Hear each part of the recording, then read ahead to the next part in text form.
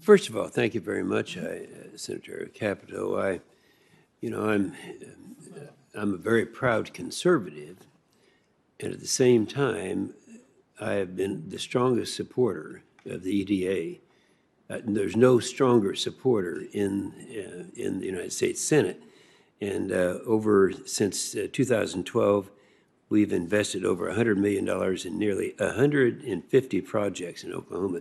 I'm familiar with every one of those projects because that's one thing that's good about the EDA.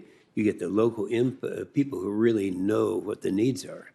And that's what we've been doing for a long period of time. This year, we've invested over $22 million in projects in Oklahoma that are for the Choctaw Nation and others, and yet our rural communities still struggle developing applications or meetings. Now, I talked to you back in June, and I talked to you about the dilemma we have in some of our rural communities, and just getting through the application process is an example. Any thoughts that you have now that you have been involved in this on what kind of help you can be to the small communities? Yeah. Senator Inhofe, I have to take a moment to thank you because it was under your leadership that EDA was last reauthorized. And I hope that under Senator Carper's leadership, we will get to that goal as well. Oh, we'll make sure it is. Appreciate it. Senator Inhofe, first of all, let me speak to, you mentioned the Choctaw Nation. EDA has a very special relationship in terms of making sure that we are engaging and collaborating with tribal communities. Under the American Rescue Plan, we've designated $100 million to tribal communities, as well as, most recently, we changed some regulations as to the type of partnerships that we can also engage with, and we've allowed for private sector entities that are wholly owned by tribes in furtherance of the tribes. So I'm giving you this example as a way of how we've expanded the way that we're working specifically with tribal nations. On the rural side, again, I'll say again that under the American Rescue Plan, we've designated $300 million to work with both coal communities as well as making sure that rural communities are engaged. 2/3 of EDA's grants are provided to rural communities. So we have a very strong benchmark as we work with rural communities.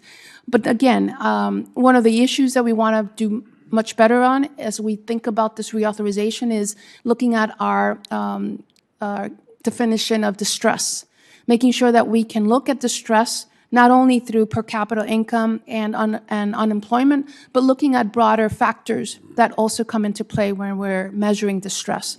That in itself, Senator, will also be very helpful because the definition of distress, coupled with our grant rates, will make it much more accessible and available for communities that are struggling.